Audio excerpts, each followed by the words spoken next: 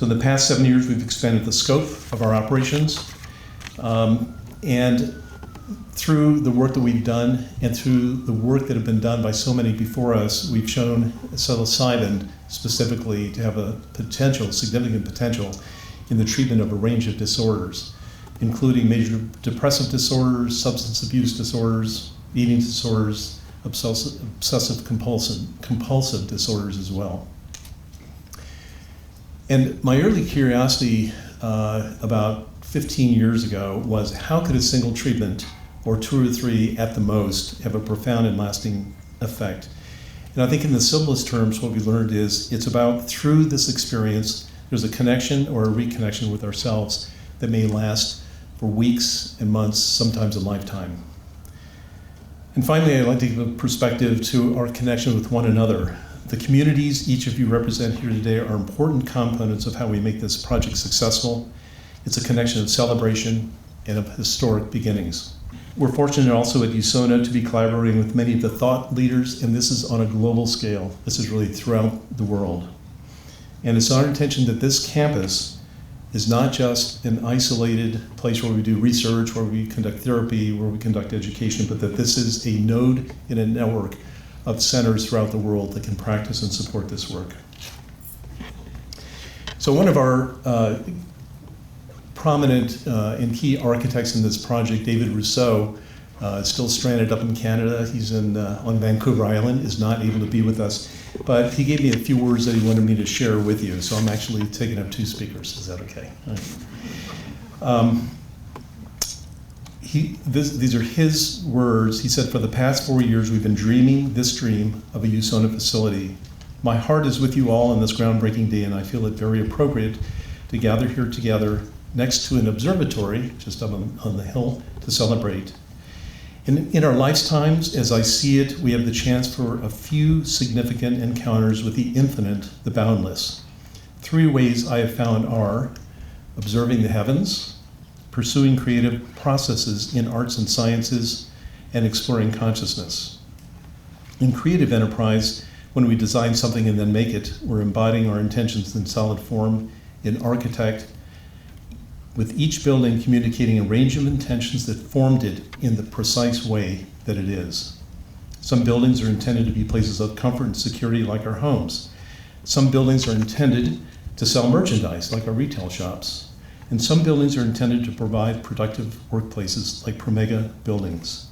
So what are the intentions that we're building into the Usona facility? Usona's mission is to understand the effects of consciousness-expanding medicines and to promote their use for innovative therapies. The intentions we bring to the facility are primarily exploration and healing. It is meant as a model for disseminating and teaching this work. From sustainable construction while respecting the environment, the Usona Institute is yet another project that fulfills Bill's vision for looking not at only today, but tomorrow and the next 100 years. We all know someone who is suffering from an illness like PTSD or the adverse effects of cancer treatment. The work taking place here at the Usona Institute will provide hope. Hope for a better quality of life for these patients. With any successful building, there needs to be an intimate relationship with the surrounding nature, to tie the form seamlessly into the surrounding nature, to reconnect the senses, the elements like sun, wind, water, and earth. Just to set the stage behind you here, today you can see it's clear and ready to start construction. There's some sort of landscape element right in front. You can see that odd-shaped element with the flowers on it. That is actually where the Usona front door is going to be. Well, I've got a scraper right back parked in that corner, just in case Bill wants to use it for some groundbreaking event. So the keys are in it, it's all gassed up. So either today or tonight, Bill, you're welcome to just take the keys and get started on the project. So I grew up, like many of you perhaps, very impacted, very curious about the effects of trauma and stress and how do we effectively treat these things. And unfortunately, the answer, I think, has been for a very long time, not well. We don't have really effective treatments.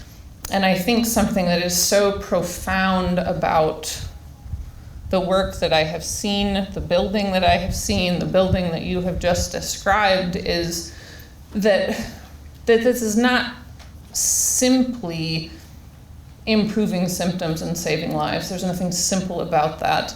But that these interventions go so much deeper than that and find us at a level that I think is very much at a bedrock level, if you will. And I love the rocks. I love the rocks for a lot of reasons. But I think these get individuals to someplace deeper, someplace much more meaningful, and from a mental health perspective, somewhere so much more life-saving. That whether we're talking about traumatic experiences, whether we're talking about moral injury, if we're talking about guilt, shame, grief, loss, those are really hard things to face, absolutely. And healing and recovery come from facing those. The thing that I love about these interventions, the thing that I love about psychedelic medicine, is that we are not only improving lives, we are not helping people to find meaning, to do any of these things. We are setting the stage, we are providing the foundation, the bedrock, opening space in which people can come alive and really build lives that they truly want to live. So let us together make the very most of this moment. Let's celebrate in the biggest way we can. For some of you who know the wonderful author, anthropologist, psychologist Clarissa Pinkola Estes, who wrote Women Who Run with Wolves, she said, how can you tell a person is passionate about something? Well, their hair is on fire and their clothes are on sideways because they've got fire in the belly, right? So I'm not going to ask you to set your hair on fire nor discombobulate yourself in that way, but I am going to ask you to set yourself to that fire in the belly that we are all a part of. And with that, I'm going to turn it to my partner, the great founder of this project we are here for today, who is literally going to light the fire for us.